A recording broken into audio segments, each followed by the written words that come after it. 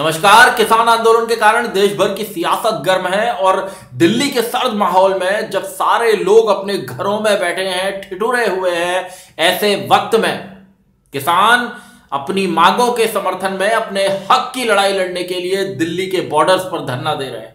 आप देखिए कि टेम्परेचर 2 से 3 से 4 डिग्री टेम्परेचर है।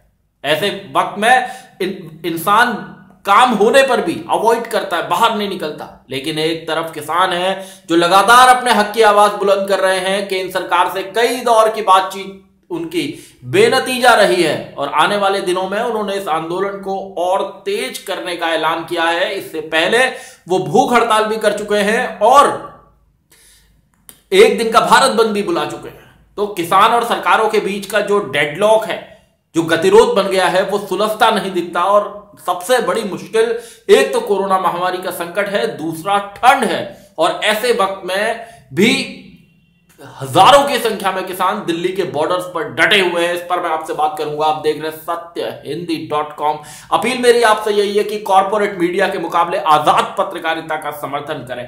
सत्य हिंदी की सदस्यता योजना में शामिल हों। आर्थिक भुगतान का लिंक हमने डिस्क्रिप्शन में दिया हुआ है। सत्य हिंदी का ऐप भी आ चुका है, उसका लिंक भी डिस्क्रिप्शन में है, डाउनलोड कर लीजिएगा। किसानों का यह साफ कहना है कि इतने दौर की वार्ता जो हो चुकी है, जो बातचीत हो चुकी है, जो गुफ्तगू हुई है सरकार के बीच, सरकार और किसान नेताओं के बीच में, वो बेनतीजा रही है। आपको याद होगा कि इससे पिछले दौर की जो बातचीत हुई थी उसमें किसान नेताओं ने यस और नो का एक बोर्ड सा बनाया था, उसमें लिखा था यस और नो। तो यानी कि किसानों का साफ ये कहना है कि वो इससे आगे बातचीत नहीं बढ़ाना चाहते।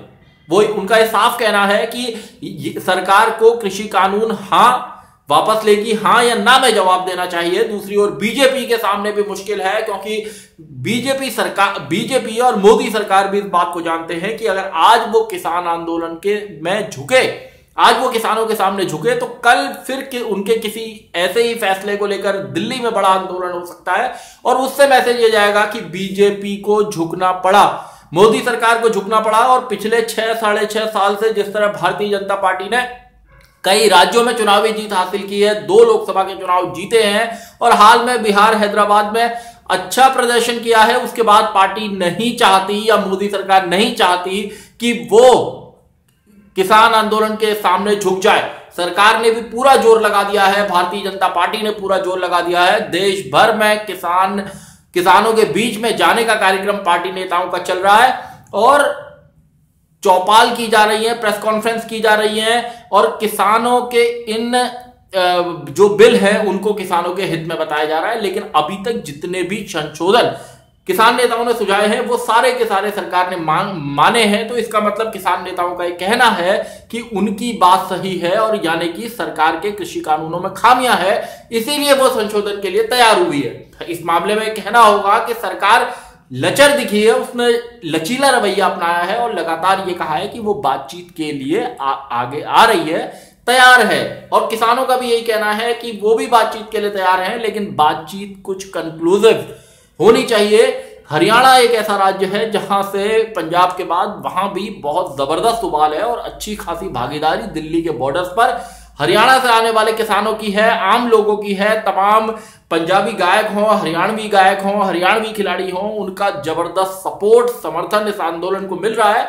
और आप देखेंगे कि आंदोलन लगातार बढ़ता जा रहा है, लाखों हजारों लोगों की इसमें भागीदारी हो रही है और पंजाब से लगातार लोगों का आना जारी है। अब तो राजस्थान से जो रेवाड़ी बॉर्डर पर जिन लोगों को रोका गया है वहां भी लोगों की संख्या बढ़ रही है। यहां पर गाजीपुर बॉर्डर पर लोगों की संख्या बढ़ रही है और दिल्ली हरियाणा के तमाम जो लामपुर बॉर्डर है या टिकरी है या कुंडली है, वहां पर भी लोग बढ़ते जा रहे हैं। तो ऐसे में सबसे बड़ा सवाल यह है कि अब जब किसानों ने यह कह दिया है कि भाई वो आंदोलन को इतना तेज करेंगे कि मतलब उसमें कई स्टेप हैं, जैसे उन्होंने कहा है कि 27 दिसंबर को जब प्रधानमंत्री नरेंद्र मोदी मन की बात करेंगे तो उन्होंने देश भर में लोगों से कहा है कि लोग थालियां बजाएं। आपको याद होगा कि कोरोना वॉरियर्स के सम्मान के लिए प्रधानमंत्री नरेंद्र मोदी ने थाली बजाने की अपील की थी, तो काफी चर्चित वो मामला रहा था। तो अब जब किसान नेताओं ने कहा है कि जब मोदी मन की बात करें तो तब थालियां बजाई जाए, तो इससे जो एजिटेशन होगा वो निश्चित रूप से ऐसे जो कदम होते हैं उनसे एजिटेशन आंदोलन बढ़ता है, उसको रफ्तार मिलती है, उसकी चर्चा होती है, लोगों में बहस होती है। और अब तो ये सोशल मीडिया का दौर है जहां पर चर्चा होने में वक्त नहीं लगता, 1 मिनट पे वीडियो यहां से दुनिया में बैठा आदमी उसको देख लेता है। तो हम ये देख रहे हैं कि सरकार की ओर से भी एक तरफ से न्योता आ रहा है, आंदोलनकारियों का, किसानों का ये कहना है कि भाई वो ठंड में 6 महीने साल भर गर्मियों में बैठने के लिए तैयार है, लेकिन उनका ये कहना है कि ये जो कृषि कानून है उनके लिए डेथ वारंट की तरह है, सरकार को बिना देर किए इन्हें वापस ले लेना चाहिए। और अभी आपने देखा 2 दिन पहले जब किसानों के फेसबुक और इंस्टाग्राम अकाउंट्स को थोड़ी देर के लिए बंद कर दिया था, तो इसका बहुत तीखा रिएक्शन हुआ। ये माना गया कि ये जो सोशल मीडिया अकाउंट्स हैं ये किसानों की आवाज को दबाने के लिए का काम कर रहे हैं, ये नहीं चाहते कि किसानों की आवाज दुनिया में जाए। लेकिन थोड़ी देर में जब रिएक्शन हुआ तो इनके पेजों को रिस्टोर करना पड़ा।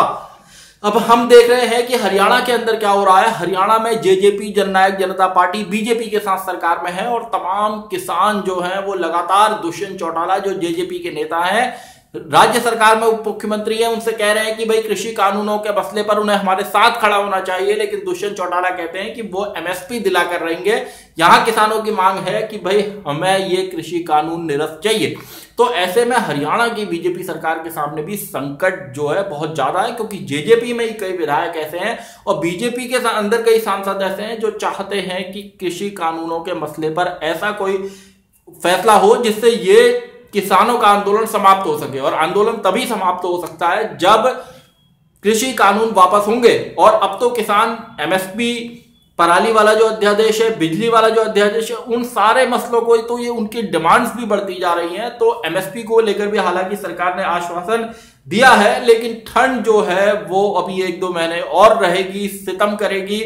और ऐसे वक्त में जब किसान संगठनों के नेताओं का दावा है कि 20-22 से ज्यादा लोगों की जान जा चुकी है, ठंड इनमें से एक बड़ा कारण है, बहुत लोगों की जान ठंड के कारण गई है, तो लाखों हजारों लोग खुले आसमान के नीचे बॉर्डर्स पर बैठे हैं दिल्ली के और अपनी हक की आवाज उठा रहे हैं। उनका जो कहना है कि वो तभी वापस जाएंगे जब कृषि कानून वापस होंगे। तो ऐसे में सरकार के सामने मुश्किलें बहुत तेज हैं, क्योंकि किसान जो है उनका जमावड़ा जो है वो लगातार बढ़ता जा रहा है। और ये जो हालात हैं इससे बीजेपी को एक तो नुकसान ये हो रहा है कि इसके वीडियो, क्योंकि ये तो वीडियो का युग है, इसमें जो वीडियो हैं वो सोशल मीडिया पर दुनिया तक पहुंच रहे हैं और जो ये वीडियो दुनिया तक पहुंच रहे हैं उसमें रिएक्शन हो रहे हैं। दुनिया भर में पंजाब के लोग फैले हुए हैं, भारतीय मूल के बाकी लोग फैले हुए हैं, तो वहां तक रिएक्शन, उनके भी रिएक्शन आ रहे हैं कि भाई हिंदुस्तान में, इंडिया में आखिर हो क्या रहा है, किसानों की बातों को क्यों नहीं माना जा रहा है, सरकार फ्लेक्सिबल क्यों नहीं होती, सरकार वापस क्यों नहीं ले लेती। सुप्रीम कोर्ट ने भी कहा कि भाई आप अपने कानूनों को क्या होल्ड कर सकते हो, लेकिन इस पर केंद्र सरकार ने इनकार कर दिया। तो ऐसे में बीजेपी संगठन और मोदी सरकार, इनके जो रणनीतिकार हैं, स्ट्रेटेजिस्ट हैं, उनकी भी मुश्किलें, परेशानियां बड़ी हैं, क्योंकि उन्होंने अपनी तरफ से तमाम कोशिशें कर ली हैं अब किसानों से बात करने की, उन्हें मनाने की, समझाने की, लेकिन नतीजा कुछ नहीं निकला है। और दूसरी ओर तमाम बीजेपी के तमाम नेता सड़क पर हैं, लगातार कृषि कानूनों के समर्थन में पंचायतें कर रहे हैं, प्रेस कॉन्फ्रेंस कर रहे हैं, लोगों को इन कानूनों की के फायदे बता रहे हैं, इनकी खूबियां बता रहे हैं। लेकिन किसानों का वही कहना है कि भाई आप इन कृषि कानूनों को वापस लो। तो ये जबरदस्त डेडलॉक बन गया है, सरकार झुकती नहीं दिखती, किसान पीछे जाते नहीं दिखते।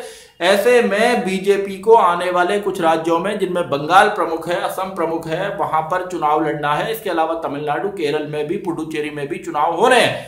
तो इन राज्यों में जब चुनाव होने हैं, भारतीय जनता पार्टी बंगाल और असम में उसकी सरकार है, वहां दोबारा सरकार में आने के लिए, और बंगाल में ममता बनर्जी को हटाने के लिए जोर लगा रही है। लेकिन इस सब के बीच में दिल्ली के बॉर्डर्स पे बैठे किसानों ने, इस किसान आंदोलन ने उसकी बढ़ती रफ्तार को रोका है। अगर वो पीछे हटती है तो जैसा मैंने कहा कि हटने का मतलब ये जाएगा कि मोदी सरकार को, भारतीय जनता पार्टी को झुकना पड़ा है, क्योंकि पिछले 6-6.5 साल के अंदर बीजेपी लगभग अपराजेय दिखी है और वो किसी मसले पर पीछे हटती नहीं दिखी। और अब अगर वो पीछे हटी तो सरकार की जो एक छवि होती है कि सरकार दबाव में आ गई, वो छवि बन जाएगी। इसलिए बीजेपी के रणनीतिकारों की भी कोशिश है कि किसी तरह इस मसले का हल निकले ताकि सरकार को पीछे न जाना पड़े और छवि ये ना बने कि नरेंद्र मोदी सरकार को झुकना पड़ा। तो ऐसे हालात में रास्ता क्या निकलेगा? रास्ता कुछ भी निकलता नहीं दिखाई देता, क्योंकि रास्ता तब निकलेगा जब किसानों की जो मांग है उसको लेकर सरकार ये कहेगी, कोई बात हो। सरकार का कहना है कि हम क्लॉज बाय क्लॉज पे चर्चा करने को तैयार है, कृषि कानूनों के सारे जितने भी हैं। किसानों का यह कहना है कि हम पिछले 6 महीनों से इस पर कह चुके हैं, बातचीत कर चुके हैं, सब कुछ हो चुका है। अब हमको सिर्फ हमारी एक मांग है कि आप इन कानूनों को वापस ले लो, वरना हम यही डेरा डाल के बैठे हुए हैं। तो ऐसे में हल निकलना, इसका मसले का मुश्किल दिखाई देता है कि कैसे इस मसले का हल होगा। सुप्रीम कोर्ट में अब फिर से इसकी आगे सुनवाई होगी, लेकिन देखना होगा कि वहां जो कमेटी बनाने की बात सुप्रीम कोर्ट ने कही थी, किसानों का भी उसमें कहना है कि भाई हमको कमेटी पर बहुत ज्यादा भरोसा नहीं है, आप कमेटी बना दीजिए, हम किसी तरह की बातचीत के लिए तैयार है, लेकिन हम जाएंगे तभी जाएंगे जब कृषि कानूनों को वापस लिया जाएगा। इसके अलावा एमएसपी को लेकर लिखित गारंटी का मसला है, पराली और बिजली के जो अध्यादेश हैं उनको लेकर भी किसानों की अपनी मांग है।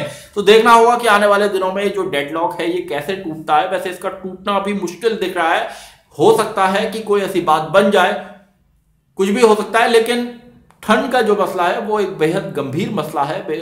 बच्चे, बुजुर्ग, महिलाएं इतनी ठंड में बैठे हैं, ये चिंता जो है वो देश के हर नागरिक को है, क्योंकि हमारा अन्नदाता अभी किसान जो है वो ठंड में बैठा हुआ है और उसकी परेशानी को सब लोग समझते हैं और सब लोग परेशान हैं। सत्यहिंदी.com में आज के लिए बस इतना ही। ऐसे ही तमाम मुद्दों पर मेरी आपसे आगे भी बातचीत होती रहेगी। धन्यवाद। सत्य हिंदी का ऐप डाउनलोड करें गूगल प्ले स्टोर पर।